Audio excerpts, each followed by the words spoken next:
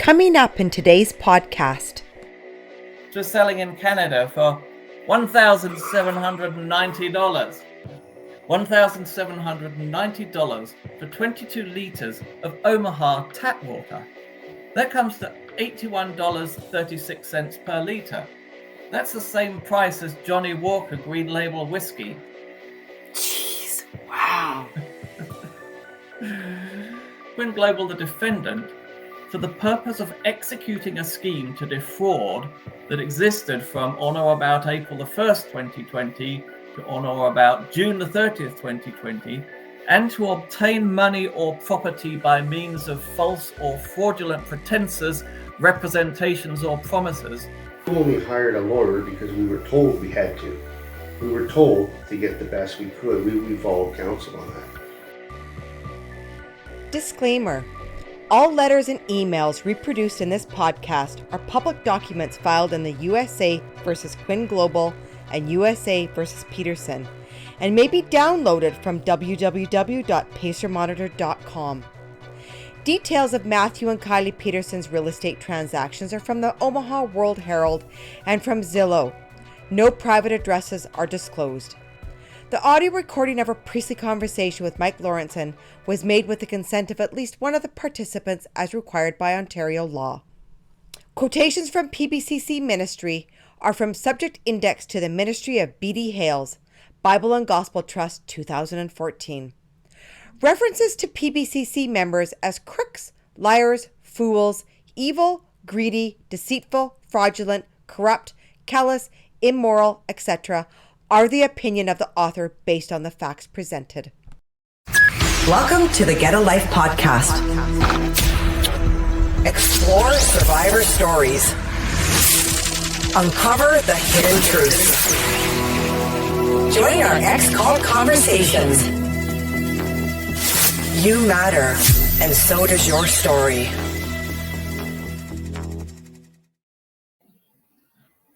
Hi, everyone. Welcome back to the Get a Life podcast. I am Cheryl, and joining me today is Richard Marsh. We're both former members of the Exclusive Brethren, now known as the Plymouth Brethren Christian Church. In today's episode, we delve into a chilling tale of greed and deception. We'll be discussing Matthew Petersen, a ruthless businessman from Omaha, Nebraska, who masterminded a fraudulent scheme that took advantage of the COVID-19 pandemic. Petersen, along with several Brethren-owned businesses across Canada and the USA, conspired to make $1.5 million by selling bottled tap water as a so-called disinfectant. Richard is here to shed light on how the Brethren's worldview influenced this sinister plot and how it was used to exploit a global crisis for financial gain. Richard, I am going to hand it over to you now. I want you to tell us how you first came across this criminal scam. Thanks, Cheryl. Yeah, this one nearly slipped under the radar, but we got a tip-off. We get a lot of tip-offs these days, and as usual, the source wants to remain anonymous. Usually, if the source wants to remain anonymous, it's because they're actually still inside the Plymouth Brethren cult, and they would be brutally punished for leaking their dirty secrets. But this tip led us to a press release from the US Department of Justice. The more we dug into it, the deeper and more widespread the corruption became. You wanted to actually call this episode Evil Incarnate. What is it about this particular case that merits such strong language? Well, I've spent the past 10 years investigating PBCC-related corruption, and the crimes I've uncovered take many forms. Some are rooted in the Brethren's deviant religious beliefs, like the abandonment and forced adoption of children, or the racist and homophobic attitudes that persist in there. Others stem from alcohol abuse, which has led to fatal road accidents. Though these crimes are serious, they often have mitigating factors. For instance, the parents who abandon their children do so because they genuinely believe it's the morally right thing to do based on their deeply ingrained religious convictions. Similarly, the drink drivers don't intend to do harm, but it's just recklessness that leads to the tragedy. But this case was different. This one really sent a chill down my spine, because Matthew Petersen, and the same applies to the many, many other brethren who were co-conspirators in this particular crime. But Matthew Petersen in particular, his crime was driven purely by greed and ambition. He's already extremely wealthy, has a very good business that's turning over $7 million a year. But he craved more. He wanted the prestige that would come with increased wealth in the Plymouth Brethren community. And this crime was premeditated. It was carefully planned. It was executed over a course of 5 months. And it only stopped because the US Department of Justice caught up with him and sent him a cease and desist letter and sent investigators to investigate it. At no point did his Christian conscience step in and tell him that he was doing anything wrong or that he should reverse his course. And even after he was found out, there's not a trace of remorse. There's no shame. In fact, social media posts he's made around the time of his conviction show him goofing off as if nothing significant had happened. Hey, I'm Matt, and this is me before the hot wing challenge. Hey, I'm Matt, this is me after the hot sauce challenge. The crime was cold, calculated, and extreme. Its victims were helpless, and the perpetrator remains utterly indifferent to the consequences. Matthew Petersen really is evil incarnate. Under the leadership of Bruce D. Hales, commercial dishonesty and the cruel exploitation of vulnerable people has been normalized, in fact, positively encouraged. As we will see, Matthew Petersen's fraudulent scheme drew in multiple other brethren-owned businesses across the USA and Canada who became willing participants in the evil conspiracy.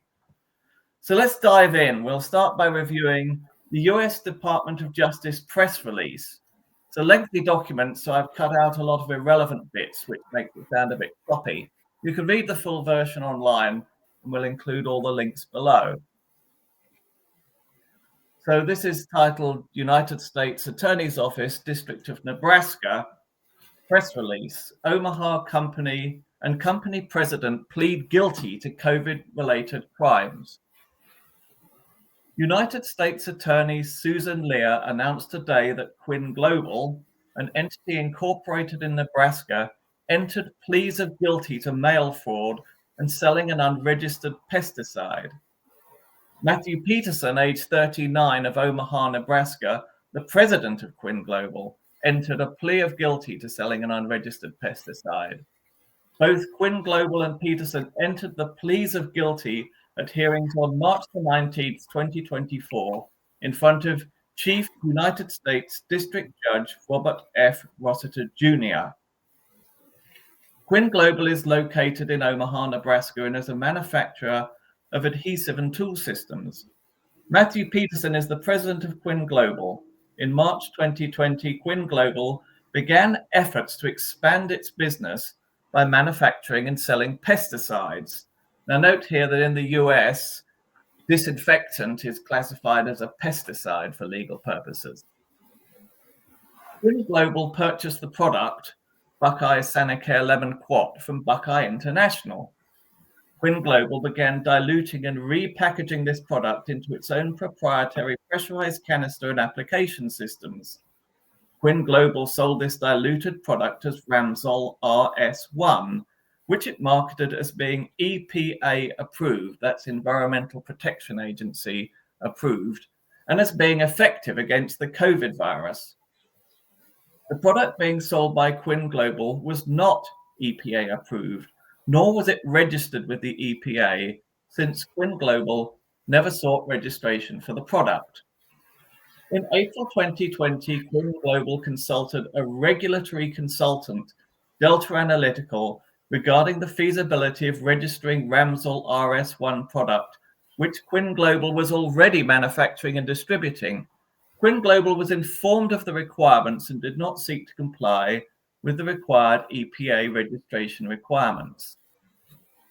From April 2020 through July 2020, Quin Global distributed Ramsol RS1 to 73 of its distributors in the USA and Canada. These distributors then supplied the product to their own retail customers. Quin Global received numerous inquiries from customers about the product's validity and efficacy. Quin Global repeatedly assured their customers that the product would be effective against viruses and cited the EPA registration for the Buckeye product. Buckeye Sanicare Lemon Quat was listed on the EPA's List N for use against SARS-CoV-2 at a specified concentration.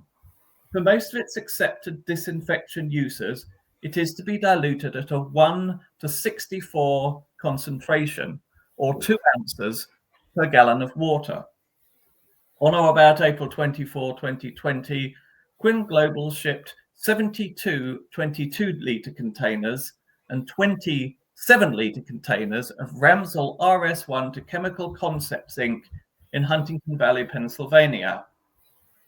In June 2020, investigators with the EPA's Criminal Investigation Division conducted undercover purchases of 7-litre canisters of Ramsol RS1 from Chemical Concepts.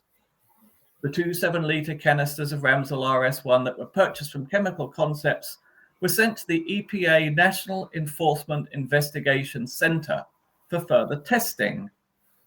The NEIC found Quin Global's product to be significantly diluted, with active ingredients being diluted more than 25 times what they should have been.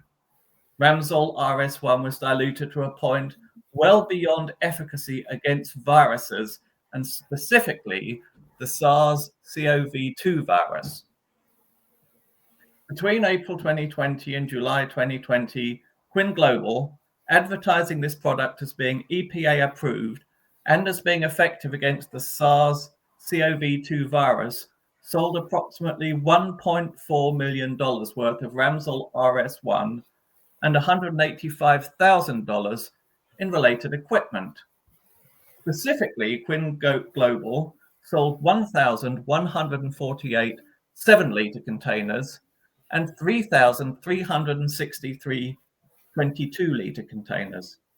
Quin Global stopped sales after being confronted by the EPA. This case was investigated by the Environmental Protection Agency Criminal Investigation Division. So that's an abbreviated version of the Department of Justice press release. Let's just quickly summarize what happened. As the COVID pandemic hit in the spring of 2020, Quin Global, a glue manufacturer, decided to profiteer off the pandemic by selling disinfectant. They bought a proprietary disinfectant concentrate, diluted it and bottled it in their glue containers, selling this as Ramsol RS1. However, they had diluted the disinfectant far too much. There was 25 times too much water in the mix, so it was completely useless as a disinfectant. Anyone selling a disinfectant in the USA is required by law to register it with the Environmental Protection Agency, for which purpose it has to be thoroughly tested. Quin Global looked into getting EPA registration after they had started selling the product, but when they realized what the requirements were, they decided not to go ahead. They just kept selling the unregistered product, using the registration number of another company to make it appear to be legal. They were forced to stop sales in July by the Environmental Protection Agency, by which time they had sold $1.4 million worth of what was essentially Omaha tap water. Wow. So what is Quin Global and who is Matthew Petersen? Quin Global is a manufacturer and distributor of industrial adhesives. It was founded by Matthew Petersen and his father, Jonathan Petersen. Here's a clip from their website. The clip says, Quin Global, meet our team. Our leadership team guides the business toward the future with a depth of experience in manufacturing and distribution. And then it has Matt Petersen, owner, John Petersen, owner, Jay Lyons, finance, and Tim Widfelt, product technical. Matt and John Petersen, Jay and Tim are all multi-generational members of the Omaha Plymouth Brethren Christian Church congregation, formerly known as the Exclusive Brethren. Here's another clip from their website. Quin Global, we are innovators. We're innovating to bring the future of adhesives to market to serve our customers. We lie awake at night thinking about how we can stay one step ahead in a fast-changing world. We want our customers to sleep soundly in the knowledge that our products will never let them down. Oh my. Yeah, you can't make this shit up. Nope. Here are the photos of Matt and John Petersen and their families from the official church photo album. So this is Matt and Kylie Petersen and their 3 daughters. And this is John and Christine Petersen. And here's a clip of John Petersen introducing his business.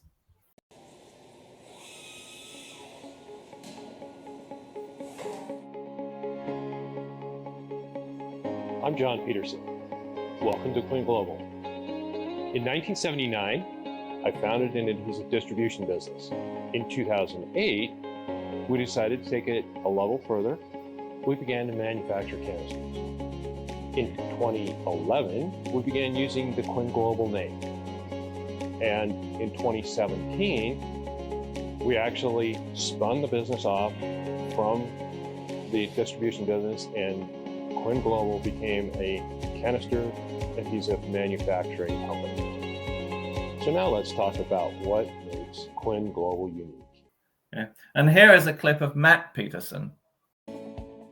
Hello, I'm Matt Petersen with Quin Global, and today we are in the lab with our P304, a product that was produced almost 16 years ago. So I'd like to show you now how a 16-year-old canister sprays.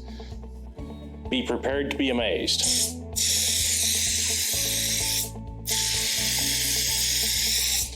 According to a relative who left the cult, John is a wealthy, reserved, and strictly religious man with a long-standing ambition to become the leader of the Omaha congregation. His only son, Matthew, however, was spoiled as a child and is irresponsible. Members of the PBCC regard themselves as superior to other persons and regard contact with them as defiling. Hence, they will not eat a meal with anyone except for other PBCC members. This comes over very clearly in this 2021 Indeed review by a former employee. So the Indeed review reads, it's titled, Improperly Run Business. Family company that was looking to expand presence. Management was very poor and had unrealistic expectations compared to their manufacturing capabilities at the time. They did not have the people to get the product manufactured, and space was severely limited. It was a very religious environment, which is just fine. However, their type of religion and beliefs left those of us not in their religion out in the cold. Meetings were cold. They refused to eat with you if not part of their group. Just a strange situation overall. Only good thing was the pay and company car, but as a whole, their capabilities did not come even close to matching their desire, which caused a lot of problems when trying to sell their products. Pros, pay, company car. Cons, unrealistic expectations, feeling like an outcast, poor management. As the EPA investigated the crime, they sent CID special agents to interview Quin Global employees, including the sales director, Rob Halverson, who is not a member of the church. Here is a section of that interview that we obtained from the court case documents. So this is titled United States Environmental Protection Agency, Criminal Investigation Division, Investigative Activity Report. Halverson stated Quin Global is a faith-based organization identified as being a member of the Plymouth Brethren. He said he was not a part of the church and therefore did not see his employment with Quin Global as a long-term viable position. He indicated the extent of how involved the church was in the business that wasn't disclosed to him initially and took a while for him to figure it out. He stated there were just some things he was not comfortable with. and elaborated by saying, "My daughter would not work there." He also stated employees could only participate in profit sharing if they were a part of the church. Wow. He said he holds no animosity, and ultimately Quin Global was just not a good fit for him. Halverson stated the business, as the church, was very hierarchy-based. He said the grandfather, Dick Petersen, was believed to have initially financed the business. He said the father, John Petersen, who was the CEO and was a very nice man, adding that he saw John as sincere and honest. Halverson said John would never lie to you, he just wouldn't tell you. Halverson said he could not say the same thing about John's son, Matt Petersen. He said Matt was very ambitious and that he always wanted to go after things. He said Matt was a ready, shoot, aim guy, as opposed to his father, John, who was very calculated in his actions. Halverson stated Matt was not so much, and he saw Matt as spoiled and indulged. Halverson stated Matt was the reason why he left Quin Global, because Matt could not be managed. Halverson said he was brought in to help manage Matt and help bring Matt up in the business. Halverson said there was a point where Matt did not want to be managed and bad decisions were made, this being one of them. Wow. Well, that confirms our former cult member's opinion of Matthew, but I have some doubts about how sincere and honest John Petersen really is. The same CIA agents that interviewed Halverson also interviewed John Petersen in mid-August. Keep in mind that this whole scam had blown up in their faces in July, and that by mid-August, they were in the process of frantically negotiating with distributors to return and refund unsold stock. John Petersen must have been frantic with worry and have thoroughly investigated exactly what had happened. But when he's interviewed by the detectives, Jonathan apparently has very little information to offer them. Here's a clip from the interview with honest John Petersen.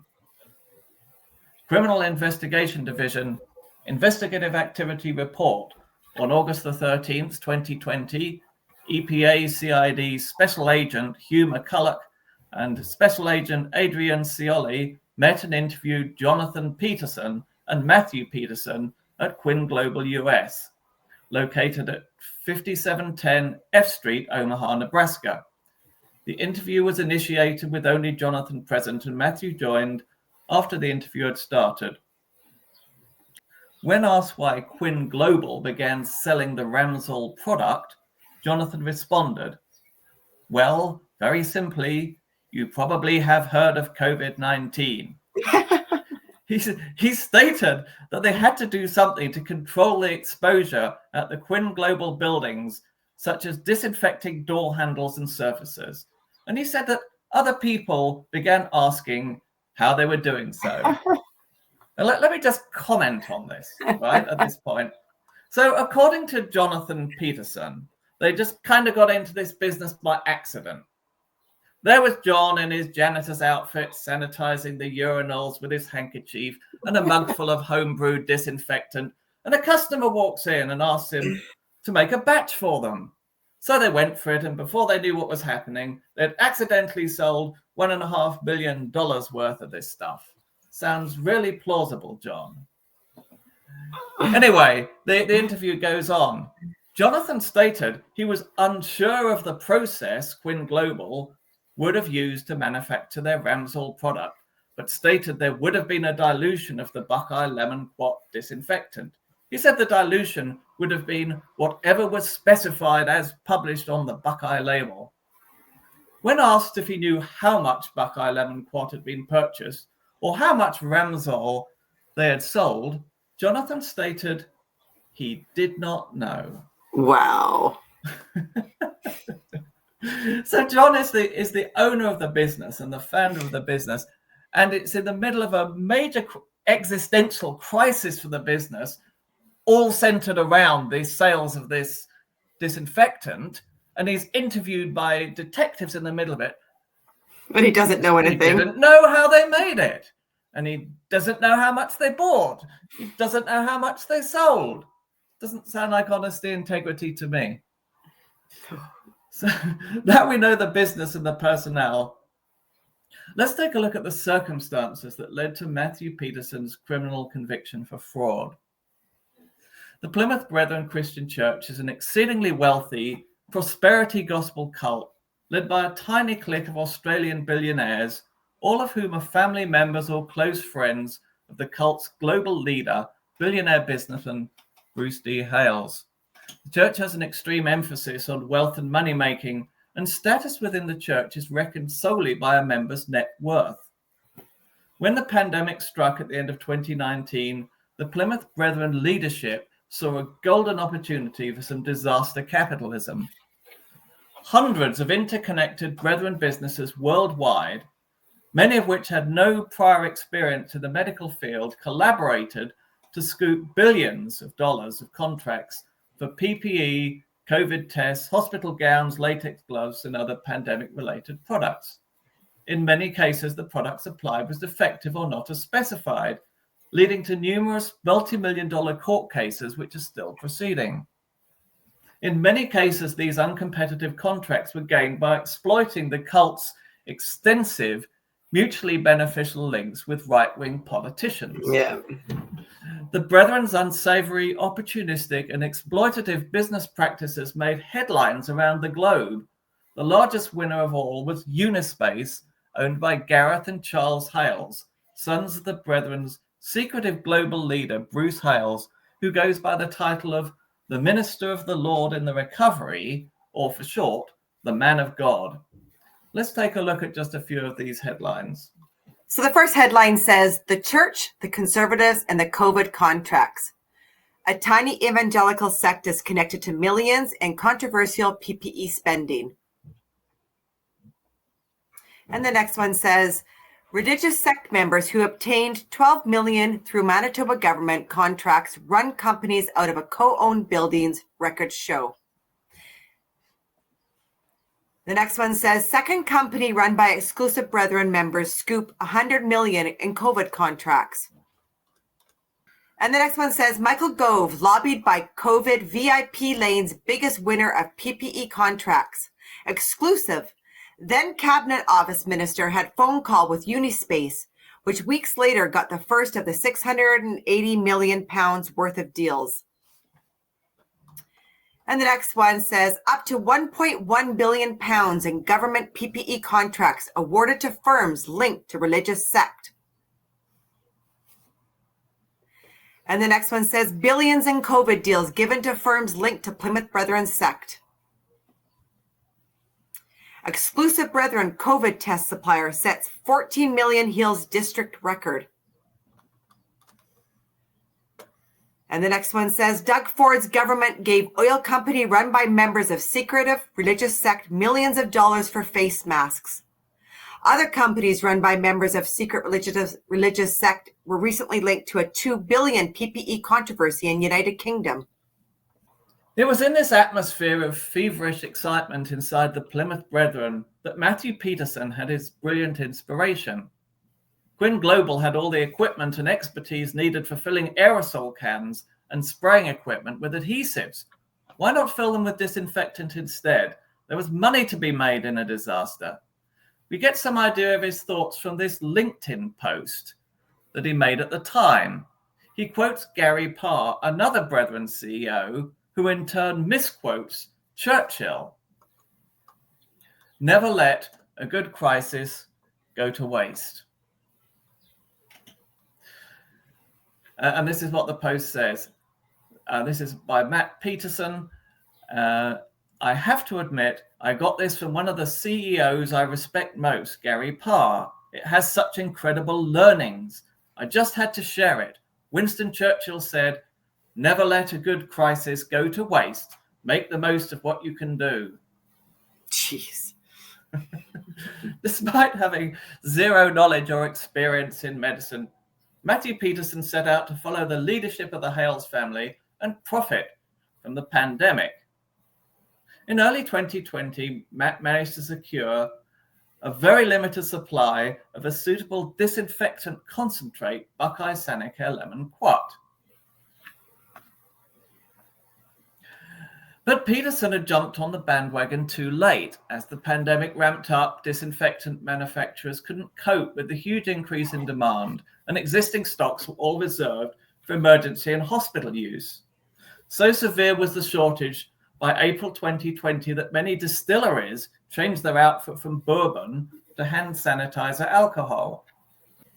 This is a headline from March 26th, 2020. Taking a break from vodka, distilleries making hand sanitizer during the COVID-19 crisis.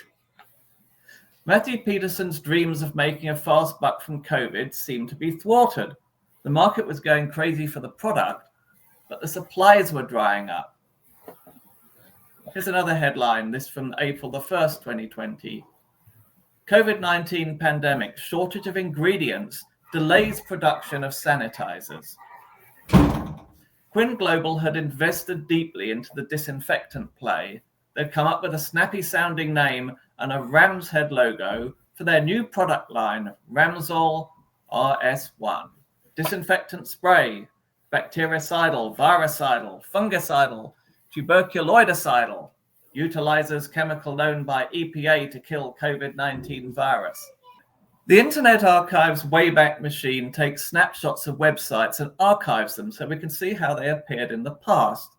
This allows us to see how Ramsol RS1 was advertised back in the pandemic. Here is the Ramsol page of Quin Global's website as it was on April the 9th, 2020 at 6:32 a.m. I'll read out some of the key sections of text for our listeners. Quin. Systems that work, introducing Ramsol, actively helping the current situation in any way we can. Then there's a picture of the bottles of disinfectant, sanitizer, disinfectant spray, active protection for you, kills 99.9% of bacteria, high coverage, fully portable. Here at Quin, we want to help the current situation in any way we can. This is why we have been working around the clock to develop Ramsol, which is a sanitizer disinfectant spray to help provide a solution to a safer working environment.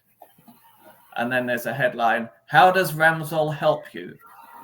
Our aim is to help the current situation by making disinfecting as quick and easy as possible and giving you a system that is guaranteed to kill 99.9% of all bacteria. The Ramsol canister is very easy to use and is entirely non-flammable. Well, I guess it would be, considering it's tap water, and has zero setup time, therefore helping you to disinfect large areas quickly as it's fully portable and requires no power source. Then another headline, we wanted to give you a fully proven and tested disinfectant. Quin would only ever want to provide you with a product that is proven to work, which is why Ramsol has been rigorously tested to ensure you have the best product to help combat the current situation. Ramsol is also entirely safe for use on skin, as it is alcohol-free.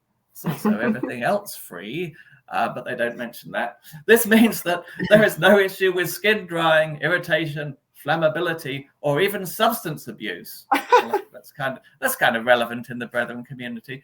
The disinfectant also has active biocides, which give effective and residual action, unlike alcohol-based products.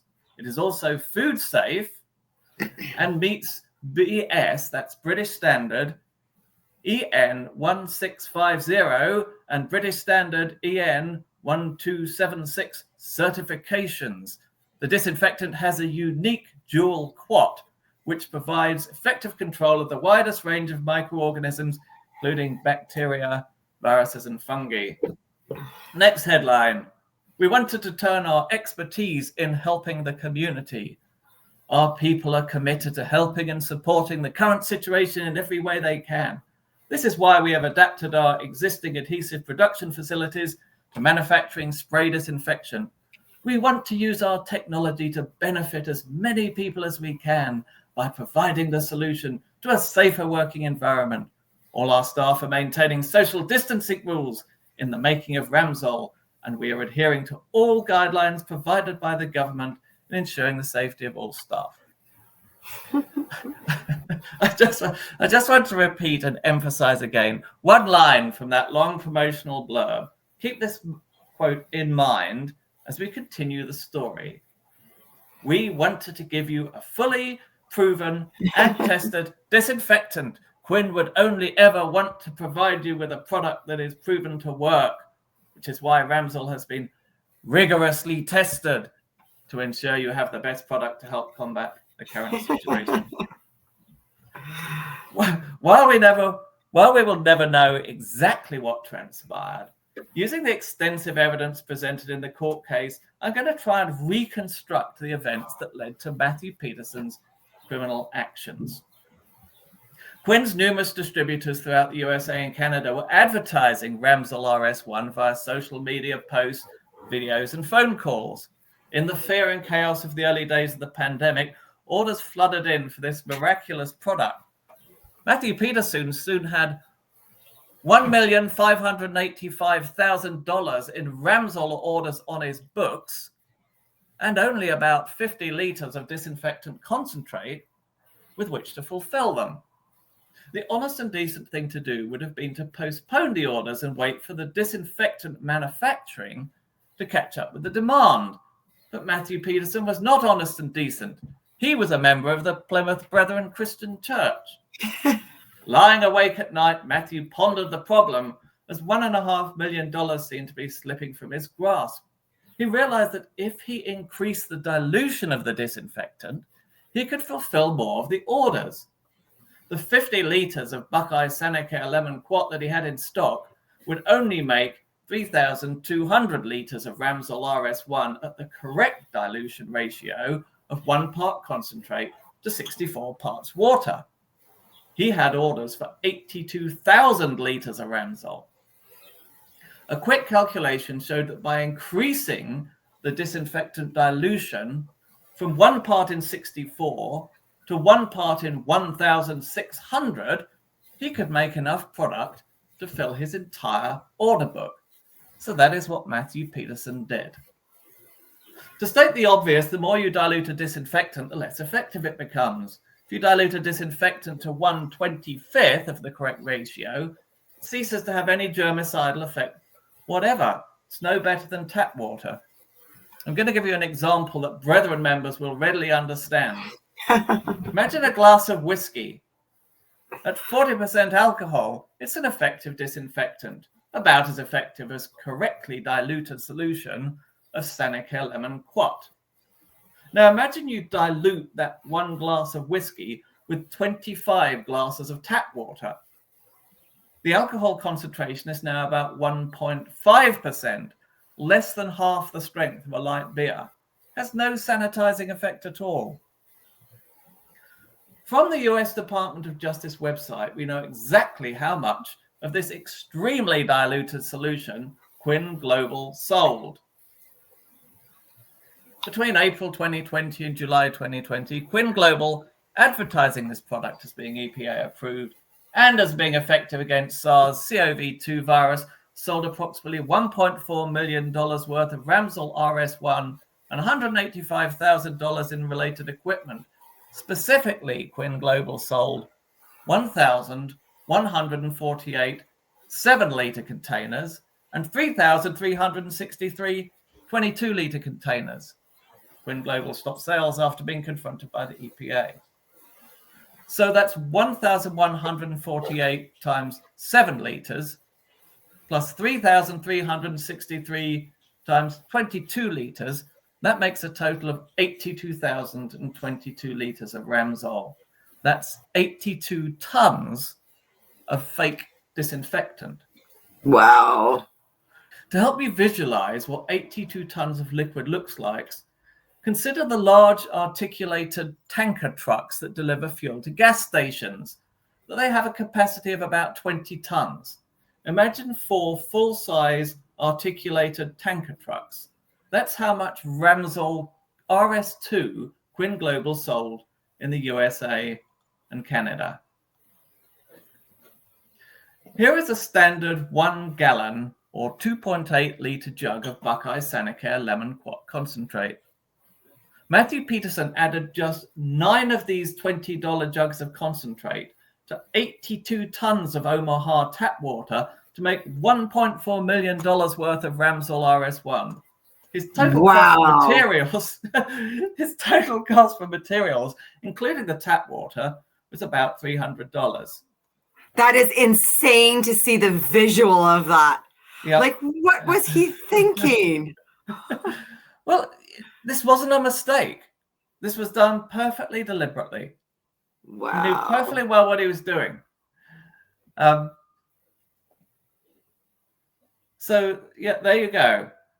Three-gallon jugs of concentrate into a whole articulated tanker full of water. Total cost $300. Profit $1.4 million. Oh, that makes me just... What a fantastic profit margin Matthew Petersen made. Oh, it makes me want to cry. On the website of one of his Canadian distributors, we found this pricing information.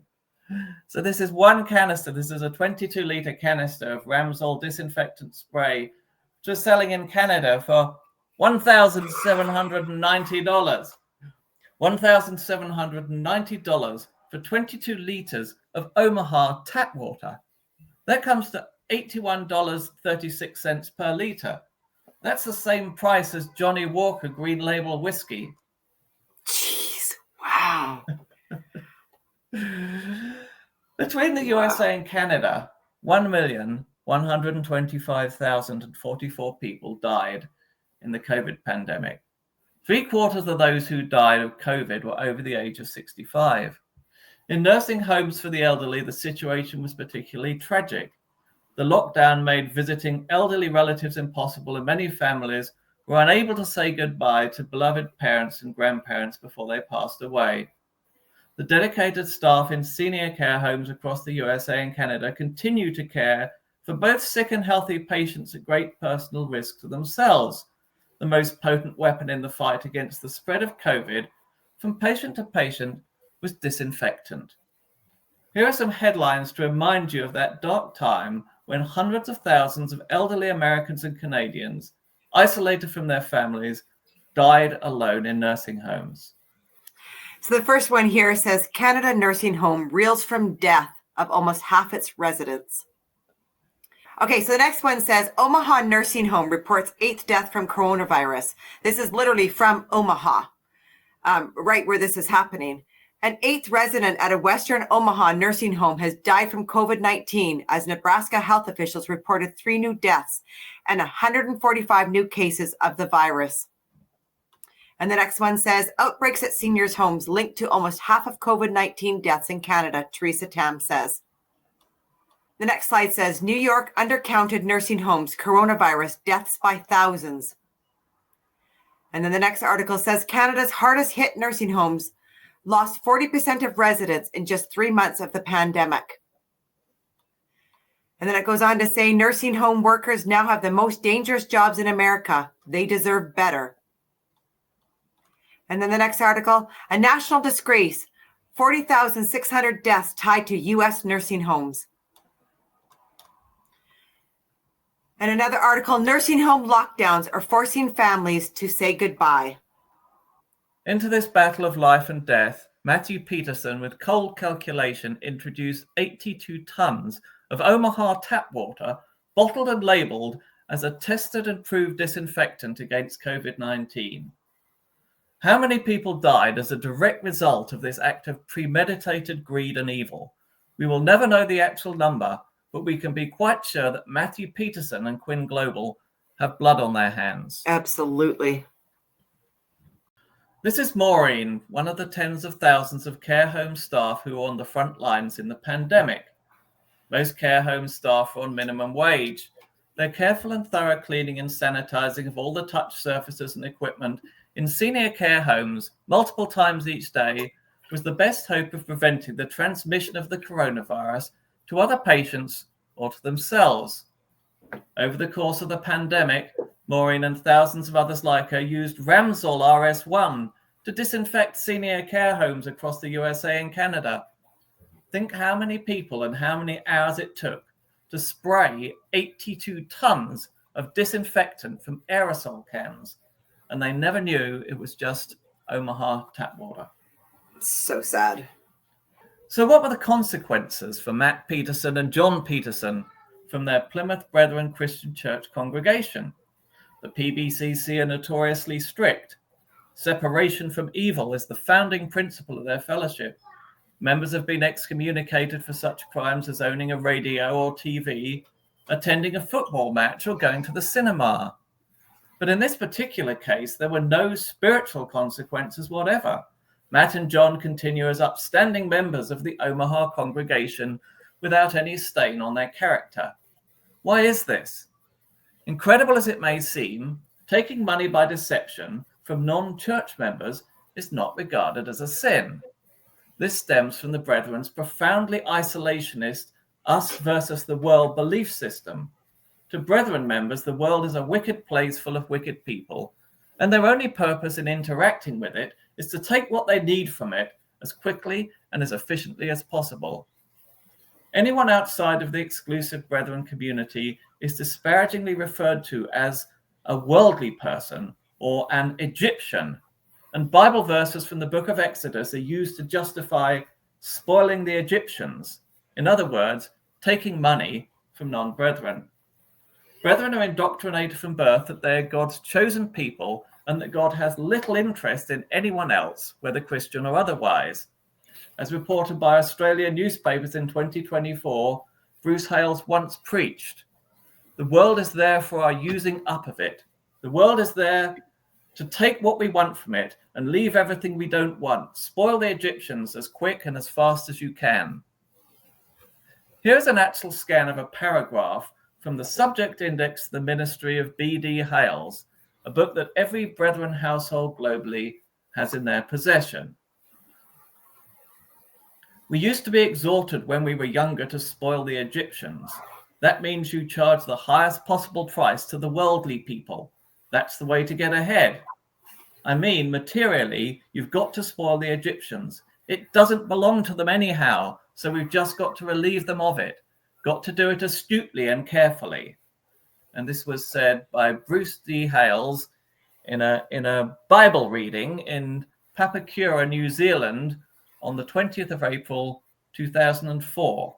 And that clip is copyright by the Bible and Gospel Trust. Ironically, the PBCC are extremely strict about protecting themselves from the coronavirus.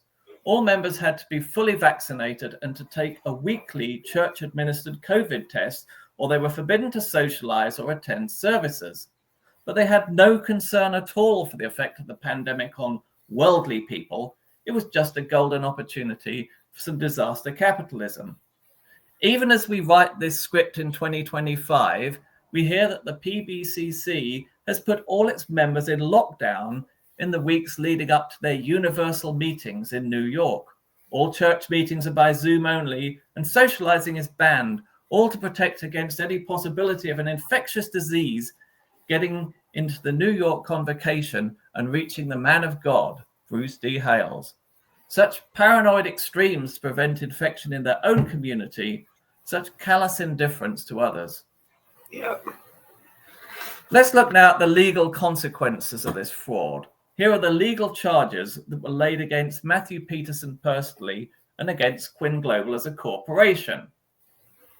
The United States Attorney charges, on or about April 24th, 2020, Quin Global, the defendant, for the purpose of executing a scheme to defraud that existed from on or about April the 1st, 2020 to on or about June the 30th, 2020, and to obtain money or property by means of false or fraudulent pretenses, representations, or promises, did knowingly deposit and cause to be deposited matter, to wit, 72 22-litre containers and 27-litre containers of Ramsol RS1 to be sent and delivered by a commercial interstate carrier, to wit, R&L carriers from Quin Global in Omaha, Nebraska to Chemical Concepts Inc.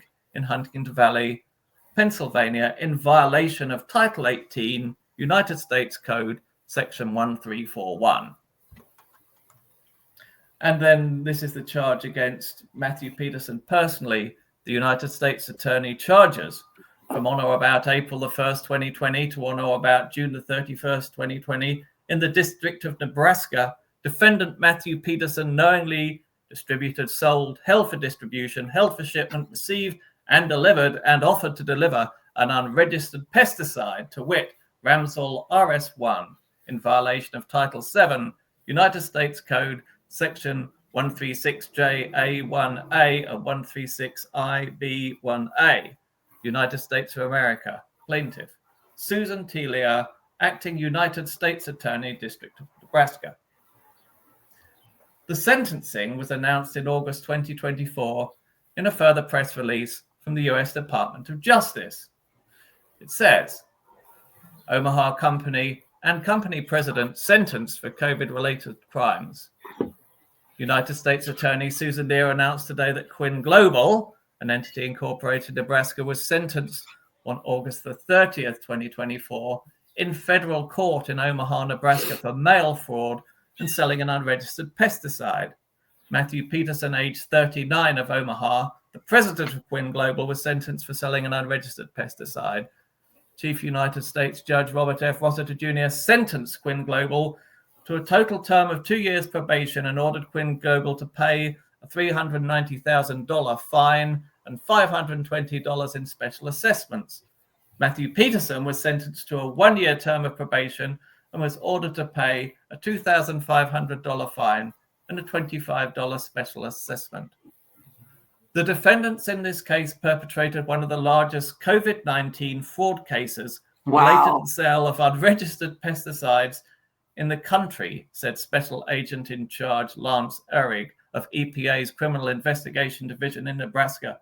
Today's sentencing demonstrates that individuals and corporations will be held criminally responsible for profiting from false claims that preyed upon public health concerns during a global pandemic and for failing to ensure the integrity and safety of their products. Given that Petersen had made a profit of $1.4 million on costs of about $300, the $390,000 fine is obscenely low.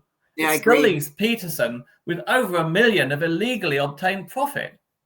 While we would not accuse the judge of any improper motive, we would note that the US justice system is notoriously corrupt and that the brethren have a history of gaming the legal system by offering extremely generous bribes.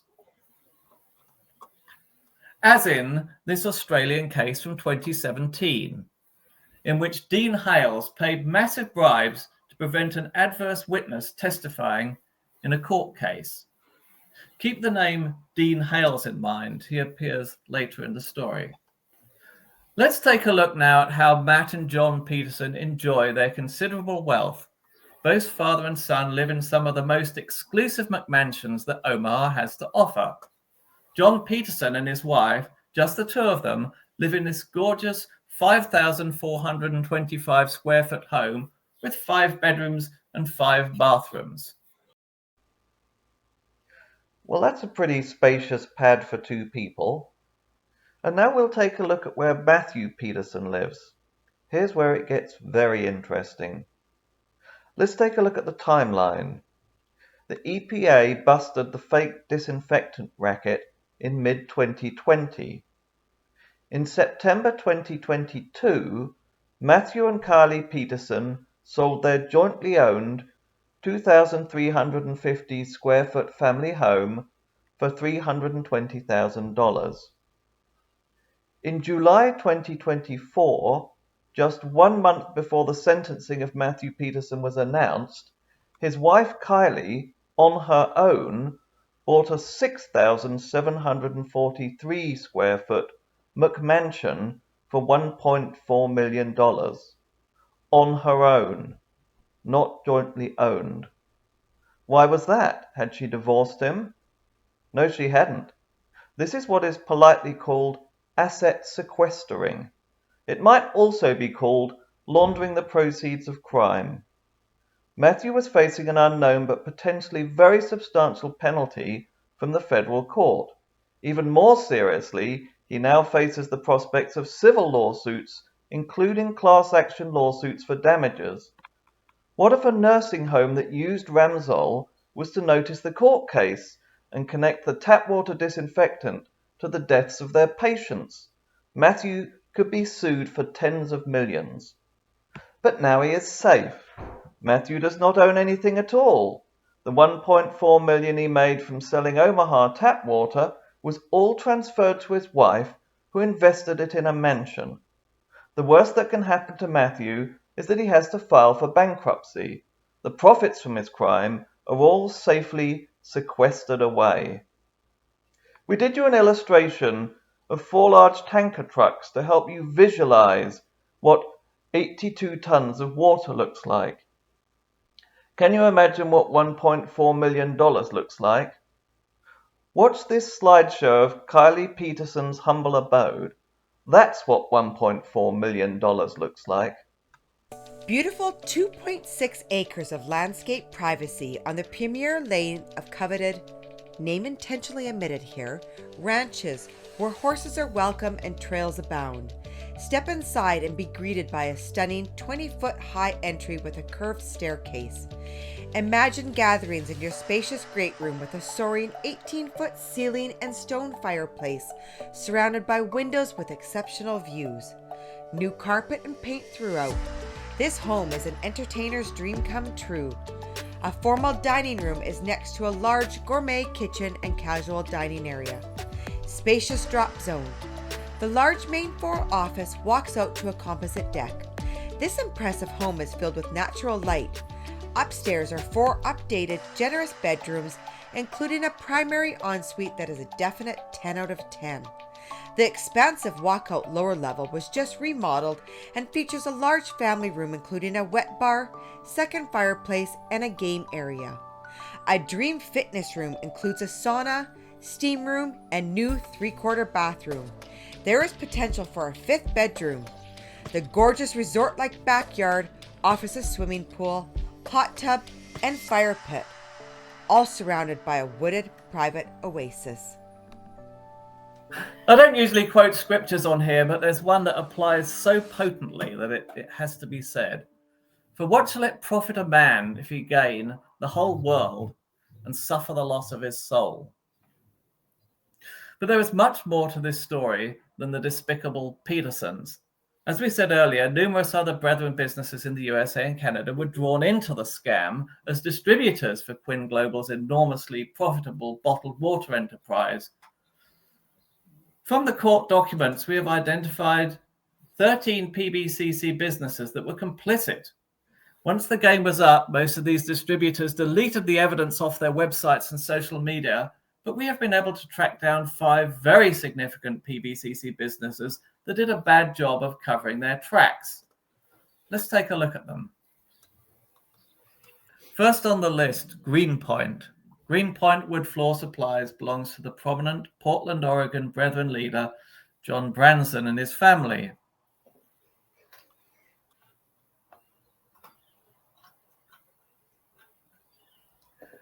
And here's the April 2020 ad for Ramsol RS1. Greenpoint Wood Floor Supplies, April the 7th, 2020. Greenpoint is now stocking the new Ramsol RS1 22-litre disinfectant canisters. There has never been a safer, easier way to disinfect your warehouse, offices, equipment, tools, and so on. We are also offering a service where you can bring your van by and we will disinfect the van and tools inside.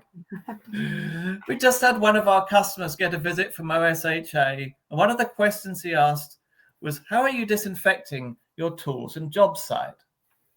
Yeah, if only they knew. And here's Terry Branson demonstrating how to assemble the 22-litre canister. Hello, this is Terry with Greenpoint, and I'm here with our Ramsol spray disinfectant. And we've been trying to get these kits put together for you guys, but some of the customers now a little farther away calling in. We're going to be shipping some of these to you. So we're just going to do a brief tutorial here on how to put together your Ramsol disinfectant spray system. So I've got the handle to the rolling cart. There's the spray gun, which comes with a little brass tip and a gasket. You've got your spray hose, You've got your rolling cart, which we'll be assembling here in just a moment. And then of course you've got your tank of the Ramsol disinfectant. So let's get started putting this together. And that is it. You are ready to disinfect with your Ramsol disinfectant spray kit. Any questions, contact us at 503-718-0198. Thank you so much. And here are Greenpoint's values off their website. Our values: honesty, tell the truth no matter what. Trust. Trust. We test, understand, and believe in our products before providing them to you. We have seen no evidence that Greenpoint have either been prosecuted for their part in this scandal or have refunded the many customers to whom they sold these expensive bottles of Omaha tap water. Next, we'll look at a Canadian distributor, Expertech. Expertech is owned by Mark Bond, the leading brother of the Edmonton congregation of the PBCC. Expertech is a large international business with branches in Edmonton, Calgary, Abbotsford, BC, and Phoenix, Arizona. The following PBCC members all work for Expertech: Mark Bond, Wes Bond, Rod Ridewood, Jane Bond, Mark Hewitt, Alistair Hollands, Jordan Simpson, Harrison Biggs, Brent Logan. Here is a post from the Expertech website blog that they forgot to delete. Expertech, the Ramsol disinfectant spray is just as amazing.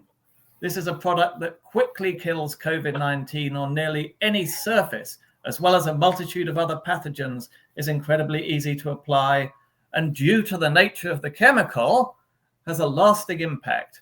This is in stark contrast to many chemicals being deployed today, which once they flash and the carrier solvent dissolves, lose all their ability to defend against coronavirus or any other disease. Yes, we're living in unprecedented times, but our entire team is excited and looking forward to helping businesses and companies like you to stay safe and make your own successful pivots. We are all in this together. And here is their video to promote the product. In the video, we see an Expertech employee disinfecting an Alberta Health Services vehicle. It's a simple thing, really. Companies want to protect their employees from disease like coronavirus and even the common seasonal flu. Today, there's really no alternative. At the beginning of the COVID-19 pandemic, Expertech began to reimagine how our customers thought about fleet maintenance and safety. And today, we're proud to be able to introduce the Ramsol RS1 disinfectant spray system. The idea was deceptively simple. Create an aerosol that can quickly kill nearly any pathogen and make it alcohol-free so it can continue to protect for a longer time than traditional disinfectants. Build an easy-to-use sprayer system that's easy to incorporate into any company's daily cleaning or fleet maintenance process. Make the entire process of disinfecting anything, tools, facilities, vehicles, even offices, so simple that there could never be any excuse not to do it. That's the Ramsol RS1 disinfectant spray system from Expertech. Next, we take a look at another Canadian Ramsol distributor, EasyStack Inc. EasyStack Inc. was founded by Mike Lawrenson, the leader and priest of the Kingston, Ontario congregation of the PBCC. It's a large international business with 2 branches in the USA, in addition to the Kingston headquarters.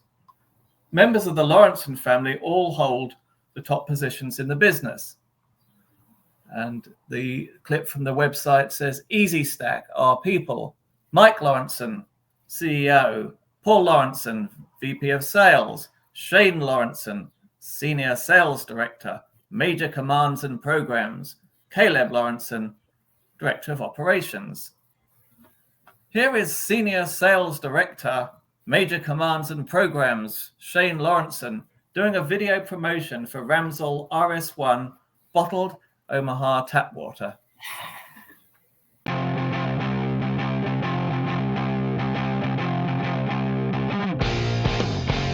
Hello, it's Shane from Easy Stack here. Here to talk to you about the Ramsol product line that we are now distributing to all of our existing and potential new customers. The Ramsol product line helps you safely disinfect and sanitize your work area, your work vehicle, or your work site. Shortly you'll see how to safely use this product in your pickup truck or your walk-in vehicle.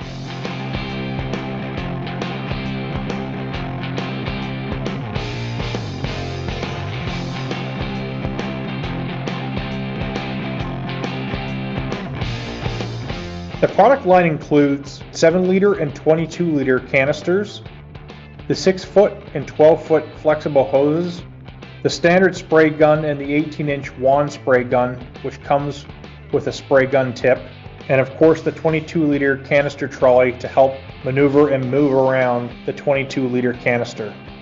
Please go online to our website at easystack-ppe.com to review our technical data sheets and safety data sheets. Please call us today for more information or to place your order at 315-595-3300. We look forward to serving you. The Get Alive team has come across Mike Lawrenson a couple of times previously. In the 2019 Canadian election, Mike Lawrenson, along with Mark Bond of Expertech and 35 other PBCC members and PBCC businesses, donated almost $200,000 to the Canada Strong and Proud right-wing third-party campaign that aimed to remove the Liberal government. The Canada Strong and Proud campaign was notorious for its aggressive tactics and questionable practices. On election day, voters in New Brunswick, Nova Scotia, and Quebec reported receiving robocalls that incorrectly stated voting would occur on Tuesday, the day after the actual election. These calls were traced back to the Canada Strong and Proud network. As we are researching this podcast, the Canadian Brethren have been holding special 6 a.m. prayer meetings in yet another attempt to remove the Liberal government and replace it with their favoured Conservatives. The Conservatives were roundly defeated. Their leader, Pierre Poilievre, even lost his own seat. How do the Brethren expect God to hear their prayers when they're carrying on with such wickedness? As the Bible says, we know that God does not hear sinners. In a more recent incident, Mike Lawrenson again came to our notice, this time in his capacity as a Brethren priest. We obtained the following recording of Brother Lawrenson holding forth on Christian morality. We do need to remember is that we're in fellowship together, and there's a big difference between the holy fellowship of God's Son. I would be very careful to put a lawyer's word and these lawyers, as Mr. Simonton used to say, and Mr. John Hale said the same thing, they can argue both sides of a case. We need to be very careful on that. We need to take a position here that the Lord means us to be in fellowship rightly. And in order to be in the fellowship rightly, the first thing we need to lean on is our local brethren and the brethren that are trying to help. I put far more confidence in my local brethren than I ever would with a lawyer. So I just want to be careful on that. We only hired a lawyer because we were told we had to. We were told to get the best we could. We followed counsel on that. So I think we need to be careful on accepting the word of anyone. I think the Lord means us to be thinking according to Scripture and according to the truth as it is in Jesus, in the fellowship. And I think personally that if we're going to approach this correctly, we have to look at things from a moral perspective. That's my take on it. That's his take on it, to look at things from a moral perspective. That is so beautiful.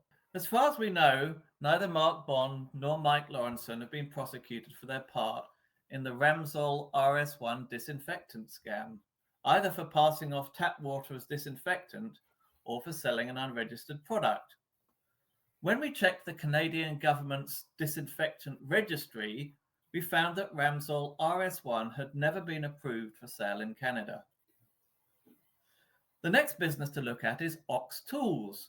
Ox Tools belongs to Dean Hales of Sydney, Australia, son of the man of God, and according to many brethren, his likely successor.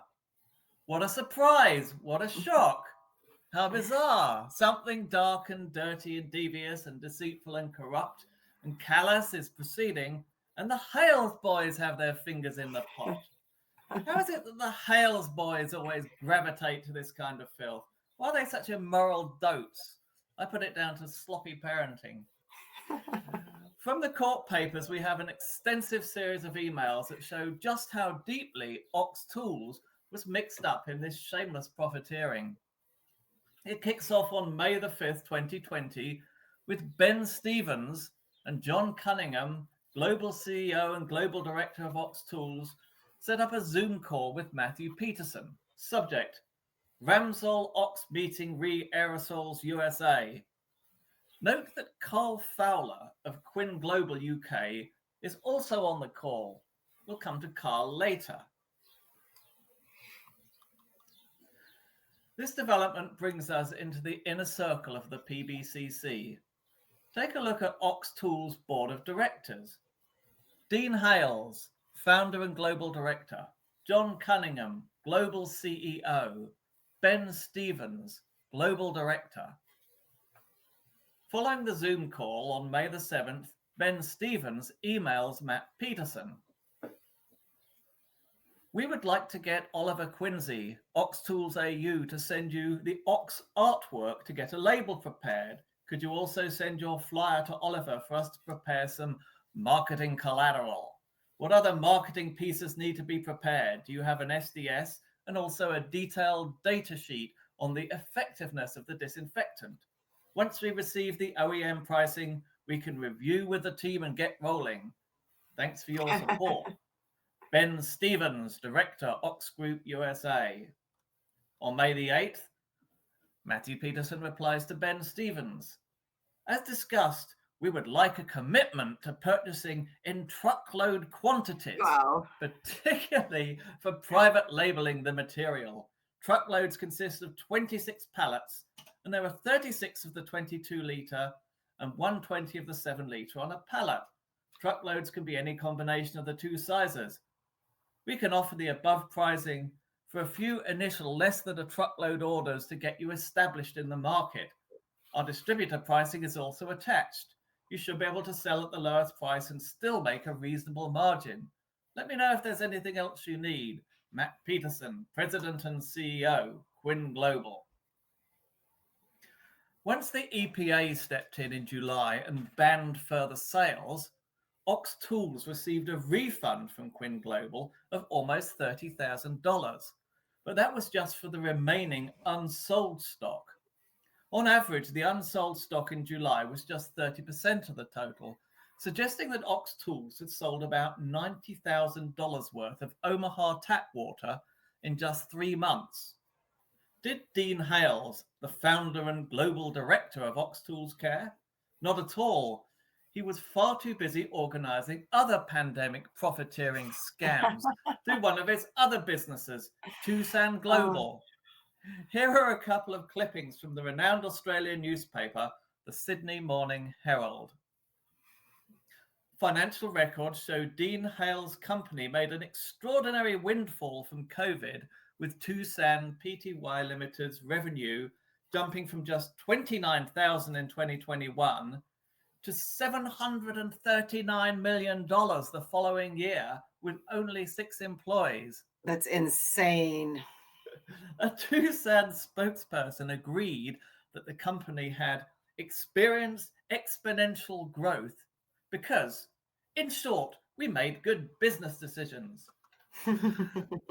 Records also show hundreds of millions of dollars in complex related party transactions with Tucson's parent company in the UK, in which Dean Hales is the most significant shareholder, and another related entity in Denmark. There were also Canadian and US arms to the business.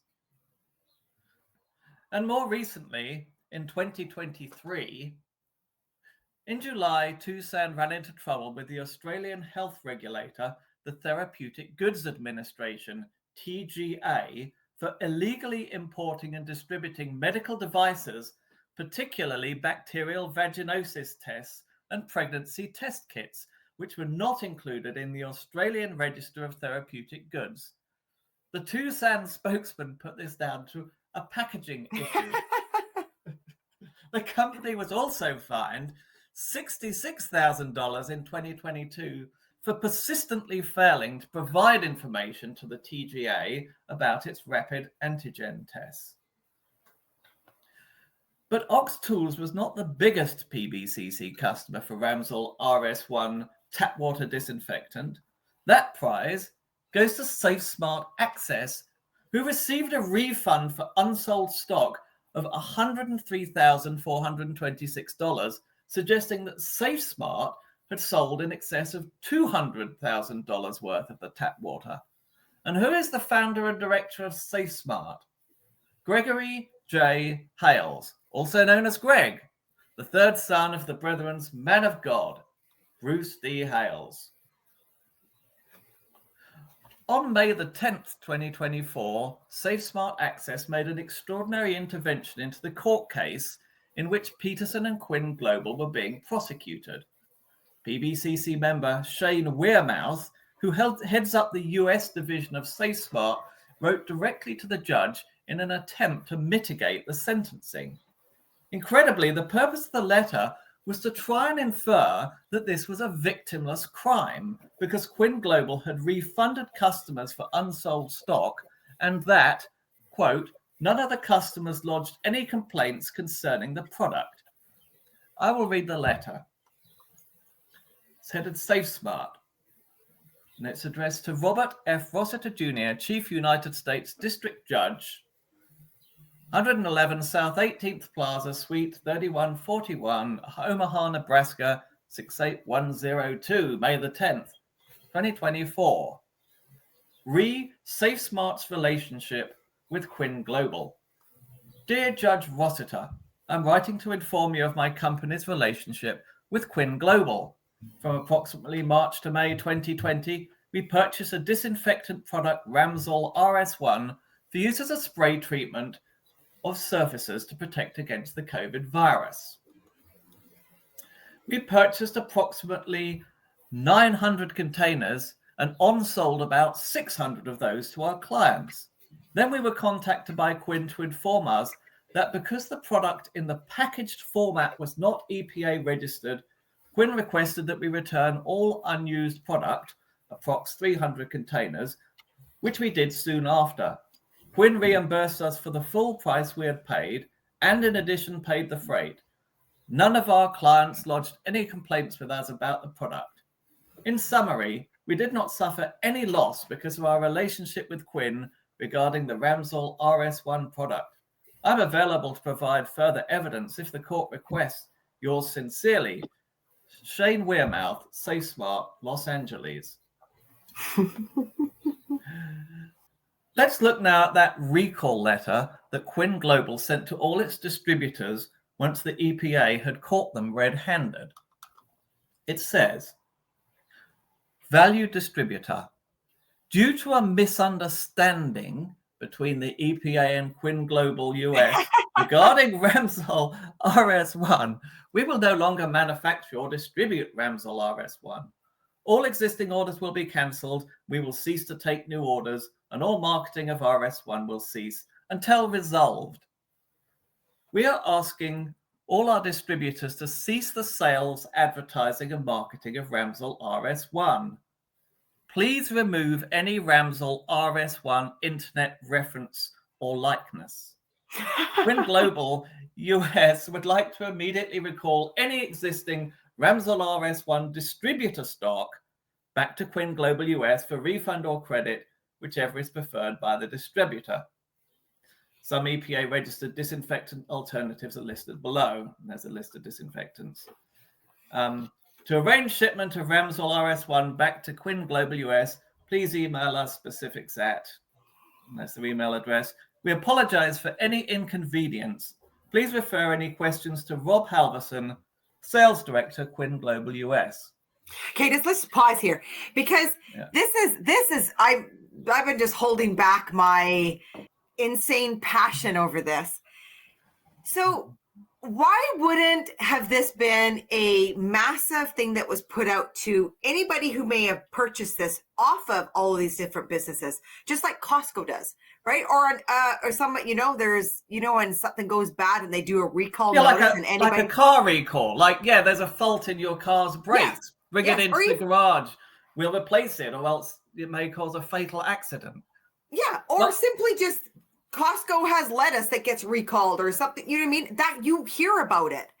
Because the thing is at this point in time, this becomes a little personal for me because my husband had received his heart transplant during COVID and then got COVID, but we had multiple AHS people come back and forth from our house during this.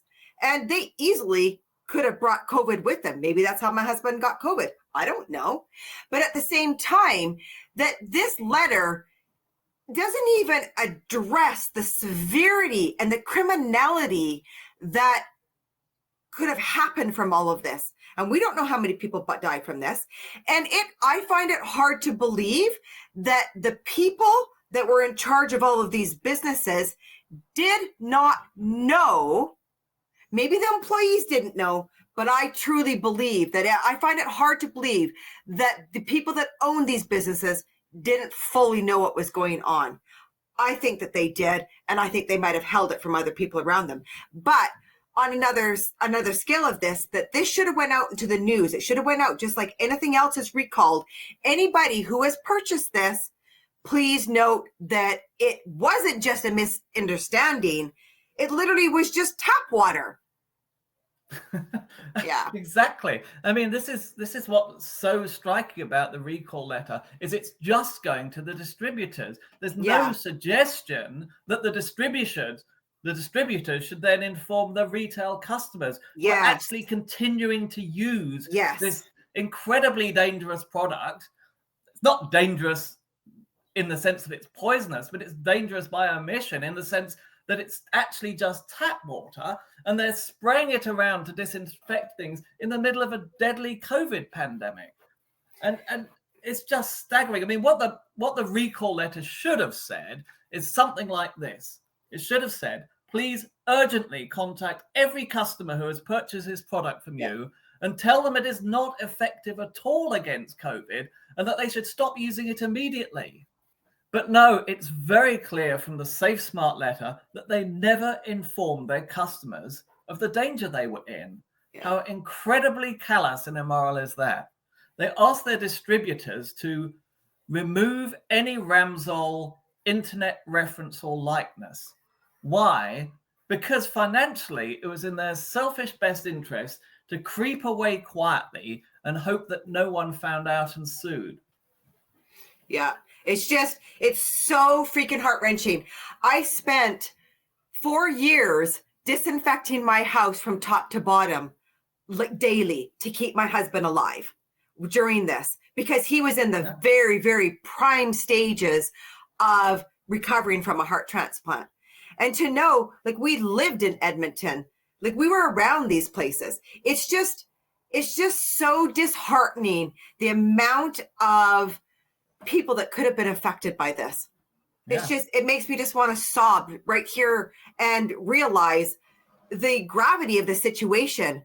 And this is the letter that gets sent out. Not sufficient at all.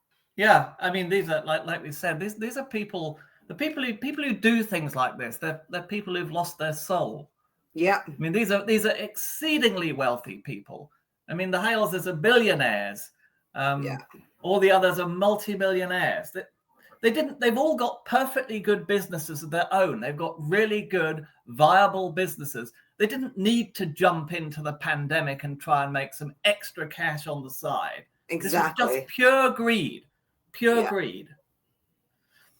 So here's a table of all the brethren businesses in the USA and Canada that we have found who were selling this fake disinfectant. We've got a column for the business name and a column for the owners or the principal persons in the business. So starting from the top, Safe Smart, Shane Weirmouth and Greg Hales, MBM Wholesale, Tim Walker of San Antonio, Ox Tools USA, Dean Hales, Bob Critchley, Ben Stevens, and John Cunningham, Easy Stack LLC, Mike Lawrenson and numerous other Lawrensons, Applicam Inc., now called Forza, Rick Glenn, Rob Glenn, and Mike Glenn, Ironclad Company doing business as Terrain Seattle, Earl Gracie, Russ Gracie, and Neil Gracie, Greenpoint, John Branson and the Branson family, Archmill House Inc., Brad Buchan, Steve Buchan, Larry Buchan, and Curtis Buchan, Powerpack Civil and Safety, Judah Forks, Clear Design, Rob Warrilow, Luke Warrilow, Leonard Warrilow, HGH Granite, Don Hardwick, Greg Hardwick, and Neil Hardwick, Expertech Van Systems, Mark Bond and numerous other Bonds, Anodyne, Larry Branson, and Benchmark Industrial, Bob Hughes and Kylan Hughes. All brethren businesses, UBT businesses, all profiteering off the pandemic with an entirely fake disinfectant. So while Quin Global and its 13 brethren distributors cashed in on this evil scheme and counted their profits all across the USA and Canada, their ultimate customers, the nursing homes, schools, tradesmen, and families were left in the dark trying to fight off the pandemic with extremely expensive tap water. You might think that's the end of the Ramsol story. You might think that there's so much vice and corruption that's been laid out over the past hour that it's time to end the podcast and say goodbye to our patient viewers. But no, there's more. There's much more. As so often we find with the PBCC, once you start to investigate some local scandal, you find it has spread and multiplied and mutated. It is much larger and uglier than at first it appeared to be. Like the proverbial iceberg, 9/10 of it is underwater. It's out of sight till you get into a submarine and do a deep dive. Now it's time to look at how the Ramsol scandal unfolded in the UK.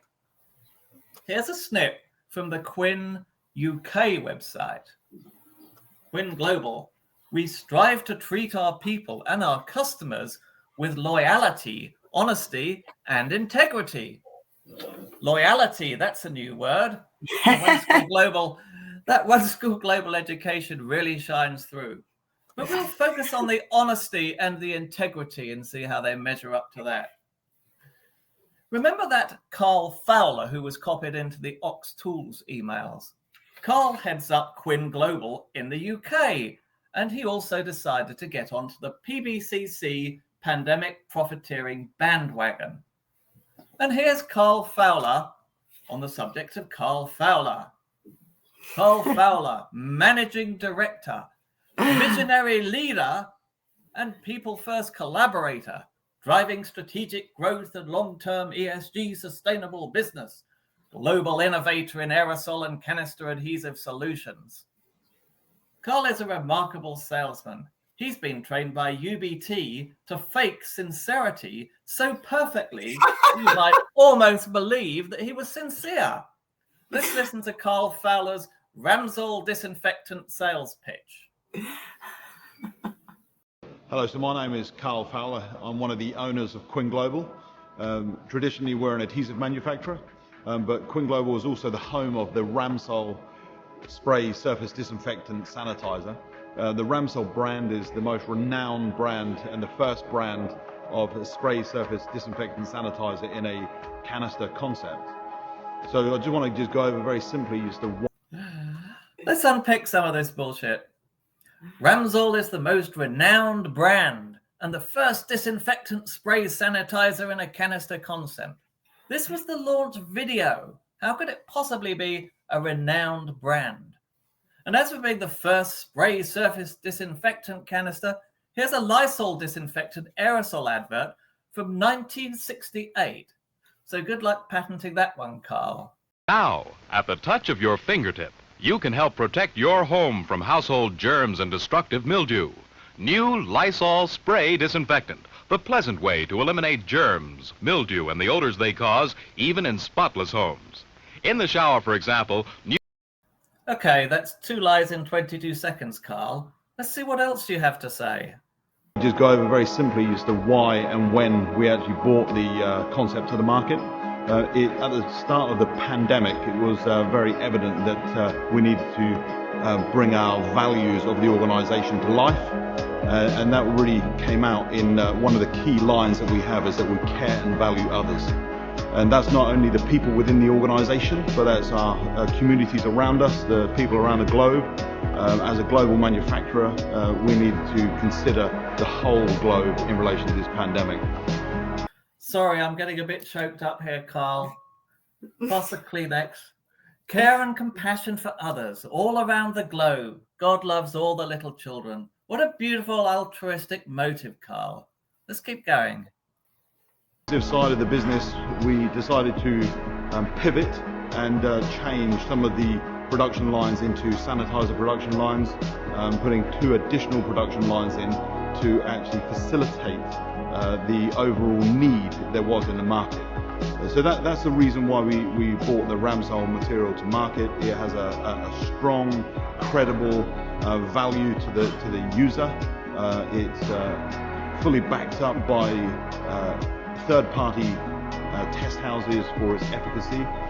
With the product in its own right as a finished item that's in the total delivery system, it actually covers and maintains a 99.999%, which is everything you can possibly imagine you need from a surface disinfectant or sanitizer material. So that's the story behind the reason that Ramsol was created and presented to the global markets. Ooh, fully backed up by third-party test houses for its efficacy. It covers and maintains a 99.999% efficacy. Impressive. That's the story behind the reason it was created. You're good at telling stories, Carl. Yeah, I think all his stutterings and ums and this and that might have been his guilty conscience. Yeah. The Ramsol product has been fully tested by an external test house to the 14476 standard. The 14476 standard covers all virucidal testing for viruses, including coronaviruses, inclusive of SARS-CoV-2, which is the reason behind the COVID-19. The Ramsol product is a must-use disinfectant surface sanitizer for your environment, your space, whether it be on hard or soft surfaces.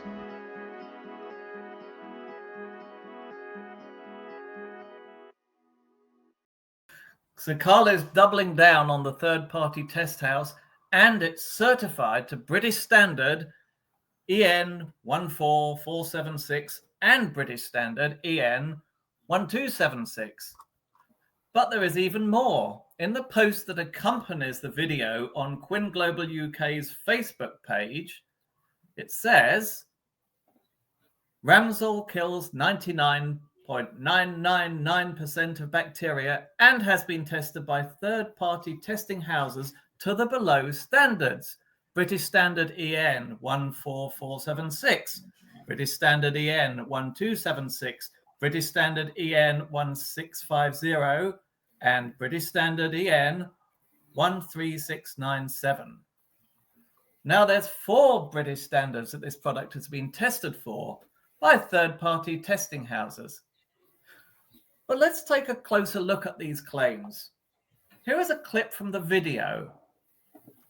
On the aerosol can, it clearly says kills 99.999% of bacteria. But here's the strangest thing. On every other image of the UK Ramsol disinfectant spray I can find on the internet, it looks like this. Spot the difference. Now it only kills 99.9% of bacteria. That is a 100-fold decrease in the efficacy of the product. But that's a problem, because if the product really meets British Standard EN 1276, it must kill 99.999% of the bacteria, because that is what the standard means. So does this product really have those test certificates from third-party test labs that honest Carl has doubled and tripled down on? Or is it just that there was a shortage of 9s in the pandemic? Let's do a really deep archaeological dig around Ramsol UK. An internet search reveals 7 businesses distributing Ramsol in the UK and Ireland. 5 of these are brethren-owned. They are Quin Global of Perth, Scotland, Alistair Carl and Lloyd Fowler, Elmbridge Supplies of Gloucester, Angus, Barry and Rory Freeman, Eureka Global Limited in Newport, Wales, Alex, Daniel and Richard Nunn, ISB Group Limited in Birmingham, Mark Fishwick, Alan Grinnell and Clive Grinnell, Wise Safety Limited in Liverpool, Lisa and Maxwell Horton. And then additionally, there's GRP Solutions in Portsmouth and Indersol in Walsall, UK and Lisbon in Ireland. On May the 4th, Get a Life podcast sent the following email to all 7 businesses. Urgent. Legal issues re Ramsol disinfectant product. Attention business owners. I'm investigating the Ramsol disinfectant product advertised on your website and have compelling reason to believe that you have been selling an unregistered disinfectant contrary to the Biocidal Products Directive for the UK and or the Biocidal Products Regulation EU number 528/2012 for Ireland.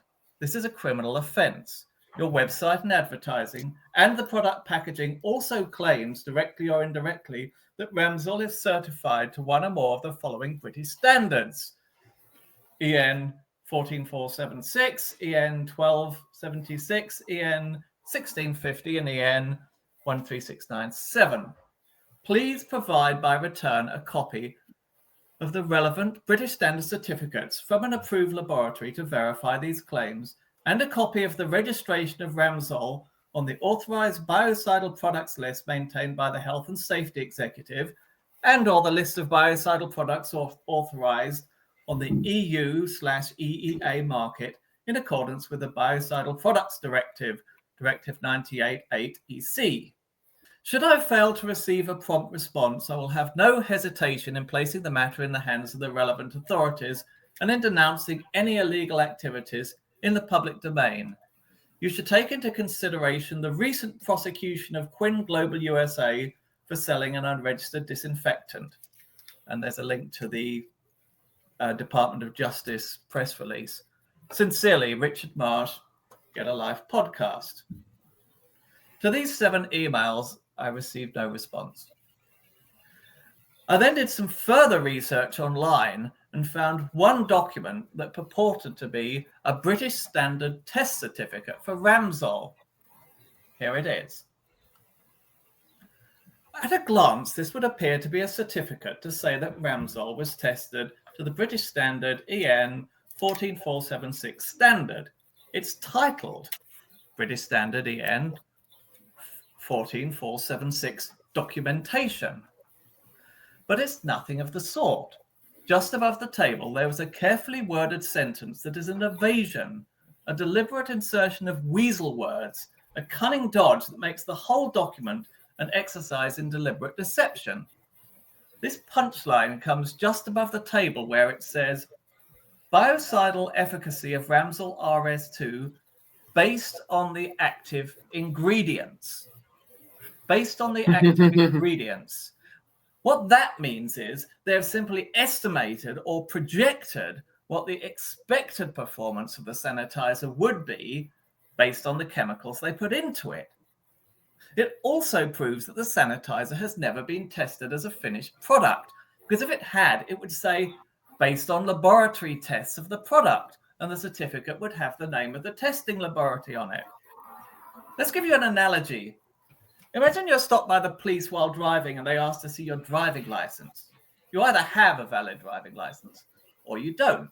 It's no good saying, well, I'm a good driver, watch me parallel park, watch me do a 3-point turn. I obviously could pass the test if I was tested. You don't have a license. You can't be legally driving the car, period. If you say you have a license, you're lying. This document was evasive enough to prove to me personally that Ramsol had never been tested, or that if it had been tested, it had failed.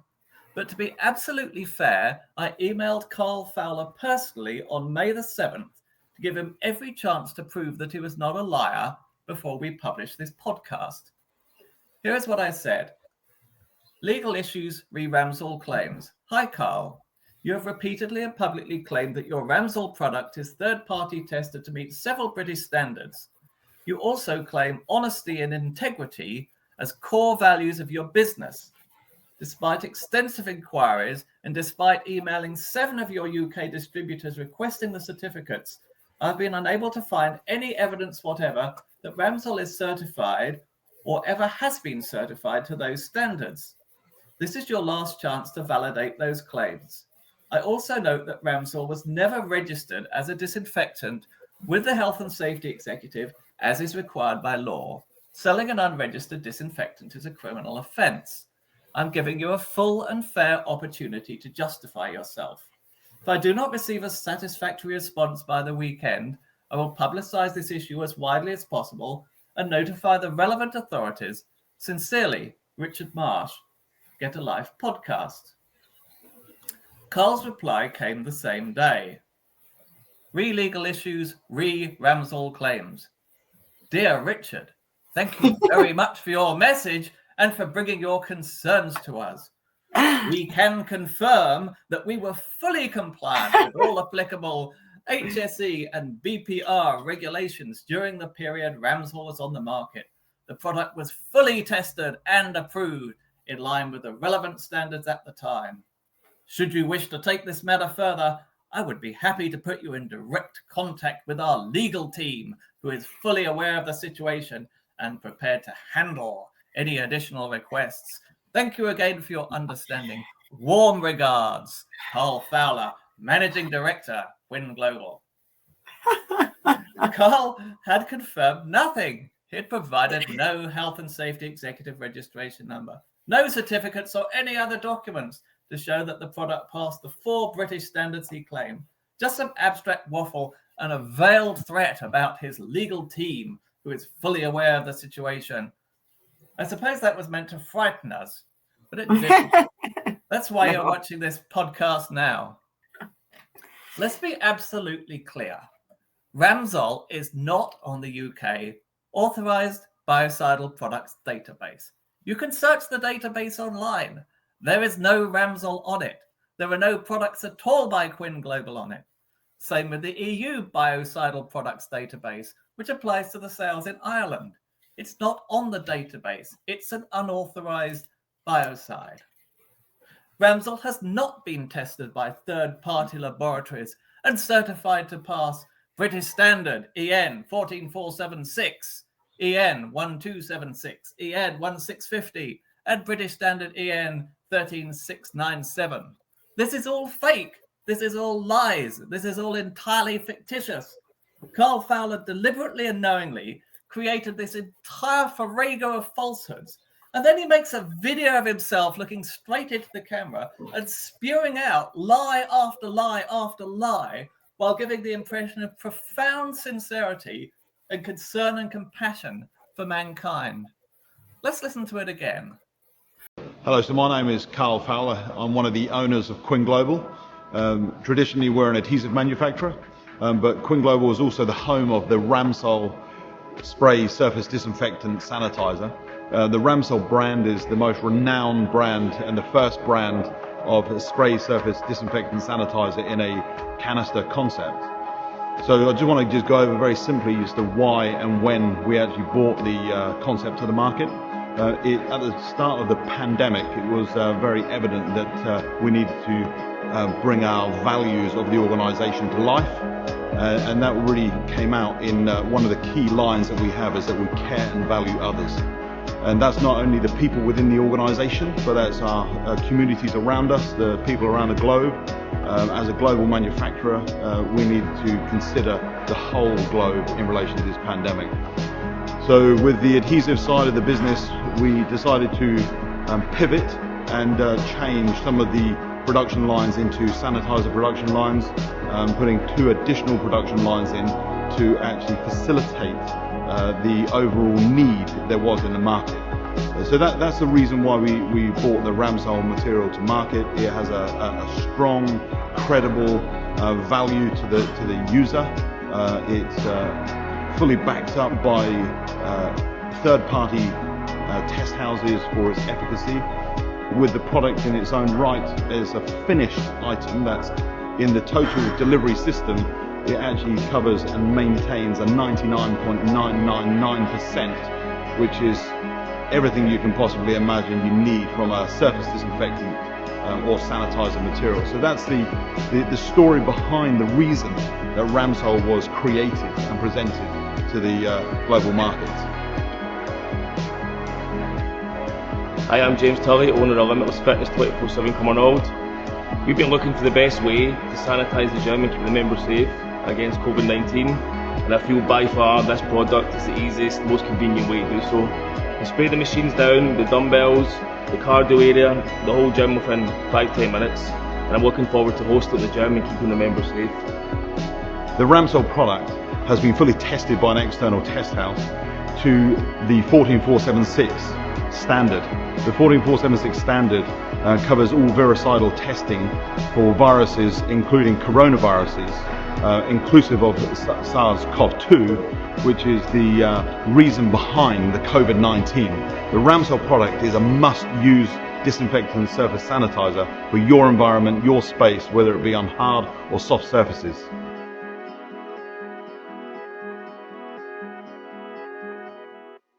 Wow, that poor gym that was having, using all that disinfectant, and how many people come in and out of a gym, right? Yeah. They just don't realize how widespread that this could, they made this issue. Absolutely. Yeah. Well, you might have thought that was the end of the story.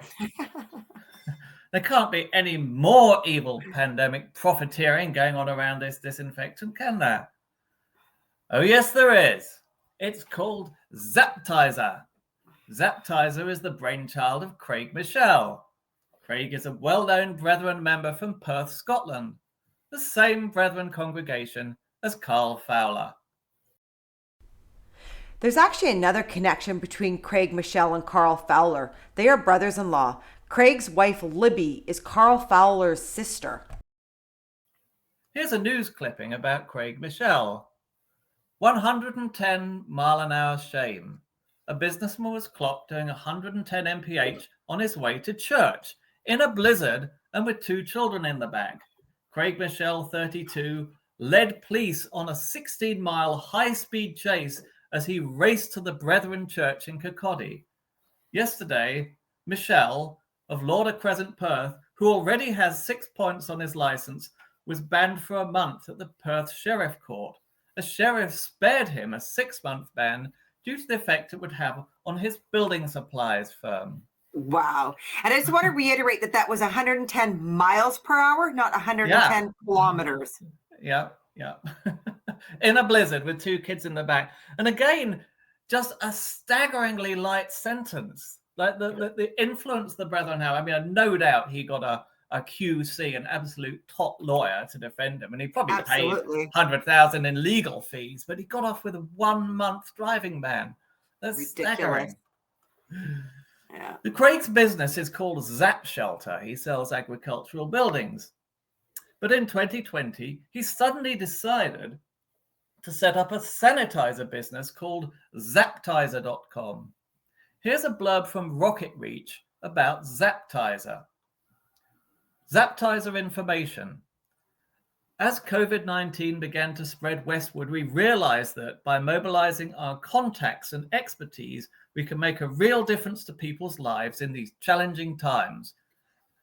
As a team, we have always been adaptable and able to think outside of the box, so we turned our attention to developing a product that would continue to enhance our motto, protect what matters. We harnessed the expertise of a local specialist adhesives manufacturer and worked with them to create Zapptizer, a world-class disinfecting surface sanitizer, which has been thoroughly tested and certified and is effective against SARS-CoV-2, the virus that causes the disease COVID-19. Initially, we rolled out our product to our core businesses: construction, plant rental, waste, recycling, storage, and distribution.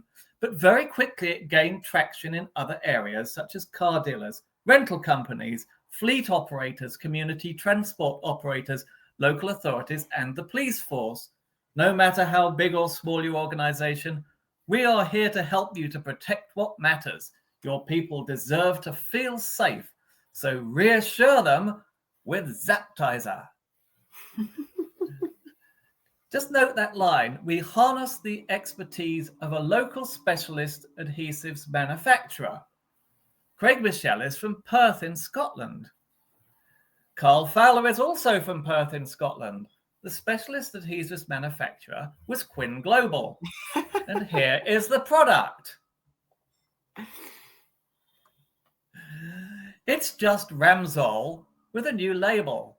Just as Ox Tools had their own label version of the Ramsol RS1 in the USA, Zappshelter had its own brand of Ramsol RS2 in the UK. Zapptizer has never been registered with the Health and Safety Executive as legally required. It is therefore a criminal offence to sell it in the UK. According to the now deleted Zapptizer.com website, kills 99.9% of bacteria. Typical applications of Zapptizer. Extensive lab testing on Zapptizer formulations means that it is the #1 trusted brand for many industries throughout the country. Extensive lab testing indeed. Perhaps we should ask Craig for the certificates. Here's a LinkedIn post from Craig's little brother, Russell. Russell Michel. As lockdown gradually eases, should we relax our precautionary procedures? Zapptizer is a quick and easy prevention, fully certified and made in the UK. Craig Michel was very successful in selling Zapptizer. Several other PBCC businesses got in on the act and helped him distribute this untested and illegal product throughout the UK and Ireland. These businesses are still advertising Zapptizer online. A couple of examples of these Zapptizer distributors are on-site support, founded by Richard Lyons, prominent Plymouth Brethren member who is passionate about helping the disadvantaged. And another Zapptizer distributor is Rockforge, run by Ian Record from Luton, who has a passion for plant. You should note that all Brethren businesses claim that they are passionate about things. It must be in their UBT marketing manual. But back to Scotland. Here is a very disturbing newspaper article from 2021. It says, elderly or vulnerable residents can use Caithness Rural Transport for vaccine appointments. And there's a picture there of a minibus driver sanitizing his vehicle with a disinfectant spray, and the caption is, Caithness Rural Transport driver Andrew Sutherland demonstrating a Zapptizer device which allows disinfecting sanitizer to be applied to vehicles via a spray mechanism. It just makes me feel sick to my stomach. Yeah. Elderly and vulnerable residents, and their transport is being sanitized with Craig Michel's fake disinfectant. Shame on you, Craig. There is so much more that we uncovered in our investigation, but we're out of time. To finish off, we'll take a quick look at the kind of penalties that Carl Fowler and Craig Michel might be facing if they're convicted of selling an unauthorized and untested disinfectant. Here is a case that finally came to trial in April 2024, although the offence took place in 2020. The headline is COVID hand sanitizer fraud pair sent to prison. A father and son living near Thornbury were both given prison sentences at Bristol Crown Court yesterday for defrauding customers of their business at the outset of the COVID-19 pandemic over a hand sanitizer product which was described by an expert as being useless. William Irving, 69, and Alexander Irving, 35, both of Woodend Lane Hill, South Gloucestershire, were sentenced to 2 years and 2 months each in prison by His Honour Judge Cullum for what he describes as their callous profiteering. The pair ran Aquatic Chemicals Limited from a unit in Woodend's Farm near Berkeley in Gloucestershire, and during March 2020, at the outset of the COVID pandemic, started to produce and sell a product called Shield Hand Sanitizer for up to £10 for a 100 millilitre bottle.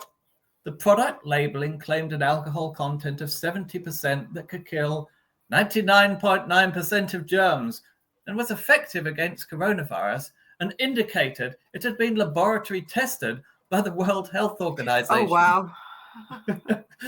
Trading Standards raided the premises of ACL in July 2020 with police and secured further evidence of offending by the Irvings, which showed that during just 2 weeks in March 2020, they made minimum sales 24,515 bottles of Shield hand sanitizer, generating an income of approximately £95,000 plus unquantifiable cash sales. Due to the seriousness of the situation, the Irvings were prosecuted for fraudulent trading offences under the Companies Act by South Gloucestershire Council, and initially both pleaded guilty to them at Bristol Crown Court during January 2023. In sentencing yesterday, His Honour Judge Callum said it was necessary for him to revisit the time of the lockdown in 2020, when there was widespread fear of death and serious illness, and hygiene and social distancing were part of everyday developing government instructions. He said the Irvings clearly knew the product was not what it purported to be, but persisted in preying on public fears of an unprecedented national emergency. He further noted that William Irving in particular knew of the importance of proper labelling and honesty regarding the product he sold, but concluded that lying might be said to be your natural bedfellow. Wow. And that really brings us to the heart of the matter. The common factor that ties together all these dodgy deals and devious, dishonest doings is the willingness of Plymouth Brethren Christian Church businessmen to shamelessly and repeatedly tell lies. When I was growing up in the Brethren in the Symington and John Hales eras, lying was regarded as the most dreadful of sins. It was regarded as the sin that was particularly associated with Satan himself, so much so that the word liar was effectively a swear word and you had to use a euphemism for it. All that changed when Bruce Hales took control. He preached that the Brethren should be ruthless in business and take what we need from the Egyptians because it doesn't belong to them.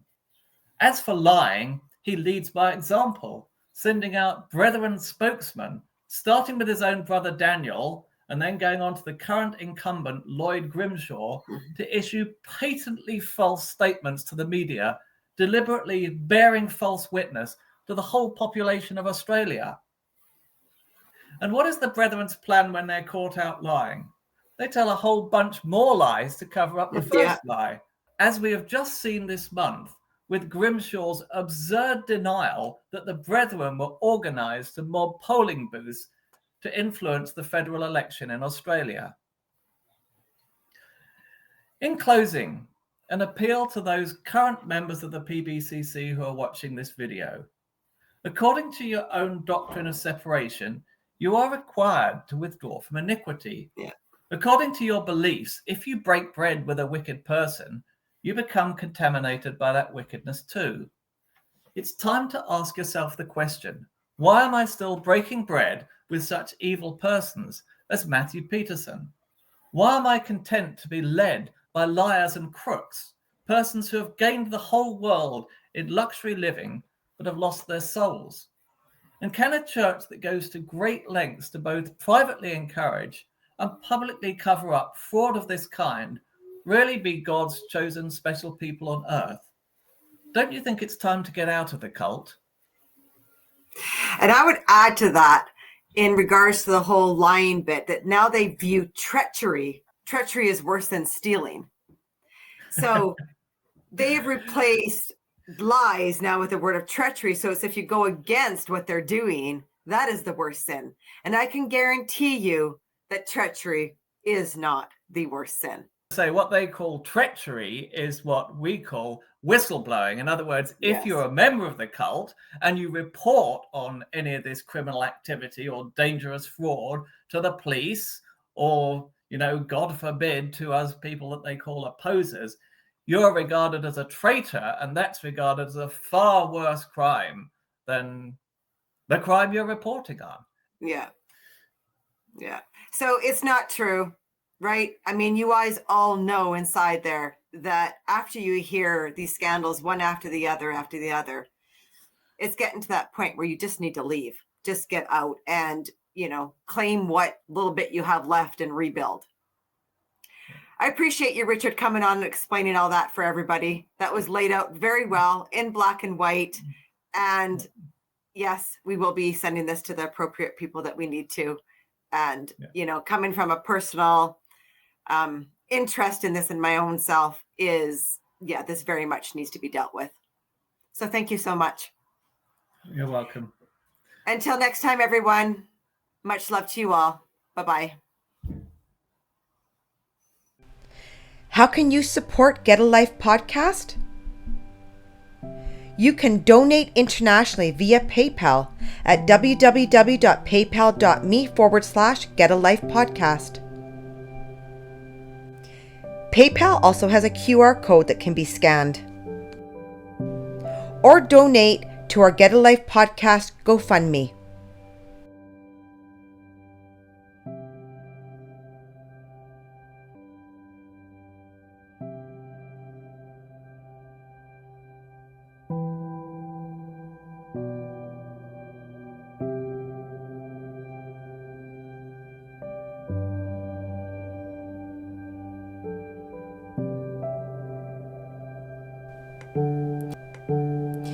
If you're in a high-demand religious group and need help, please go to oliveleaf.network.